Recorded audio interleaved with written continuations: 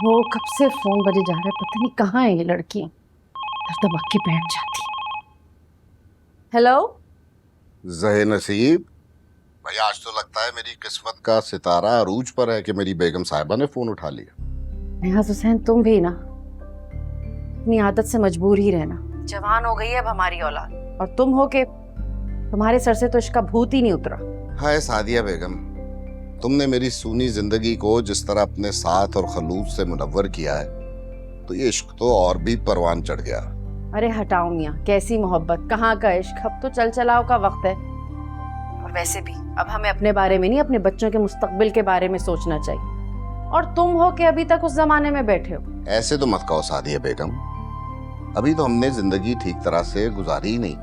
हमें रोजगार ने हमें मौका ही नहीं दिया कि एक साथ बैठकर अपने बारे में भी कुछ सोच सके, और तुमने अभी से चल चलाओ की बातें शुरू कर दी। जब वक्त था तब तो हालात में हमें मोहलत ही नहीं थी। क्या करना है पुरानी मोहब्बतों के किस्से दोहराकर। तुम कुछ भी कहो सादिया, मैं तो हमेशा यही कहूंगा कि मुझे तुमसे मोहब्बत नहीं इश्क है। और ये इश्क ही तो है कि मैं सिर्फ तुम्हारी खुशी और ख्वाहिश के लिए इस उम्र में इतनी दूर बैठा मेहनत कर रहा हूँ। तुम्हारी ये मेहनत अब मेरी ख्वाहिश से ज्यादा हमारी मजबूरी बन चुकी है,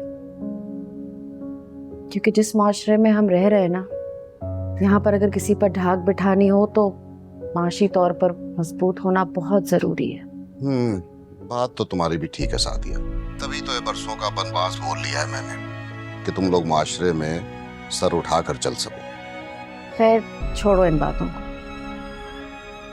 अच्छा हुआ कि तुमने कॉल कर लिया, मुझे तुमसे एक बहुत जरूरी बात भी करनी। क्यों, खैरियत?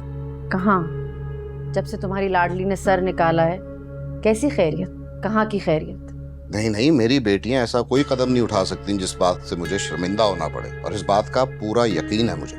यकीन तो मेरे घर वालों को भी था। क्या हुआ फिर?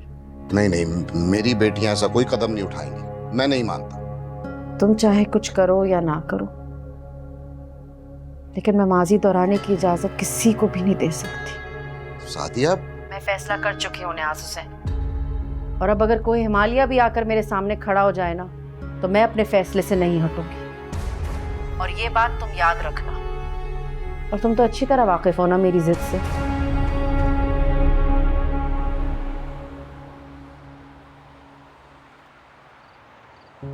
अगर मुझे इसका ख्याल ना होता, इससे प्यार ना होता, तो क्या इसके माँ बाप के मरने के बाद मैं इसे गोद लेता? मेरा मुंह बंद करने के लिए, मुझे अपने रास्ते से हटाने के लिए, और मेरी तवज्जो अपने कारनामों से हटाने के लिए इसको तुमने मेरी गोद में लाकर डाल दिया। पता नहीं अम्मा की बातें ठीक है या फिर उन्हें कोई गलत फहमी है, लेकिन अगर कोई गलत फहमी भी होती तो इतने साल गुजरने के बाद अब तक उससे दूर हो जाना चाहिए था। लेकिन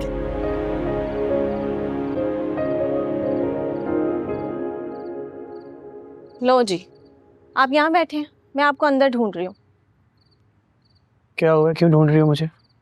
ऐसे ही दिल चाह रहा था, आपको अपने हाथ की कॉफी पिलानी थी। अच्छा, फिर तो लगता है आज मेरे सब्र का इम्तिहान है। आप जो भी समझे।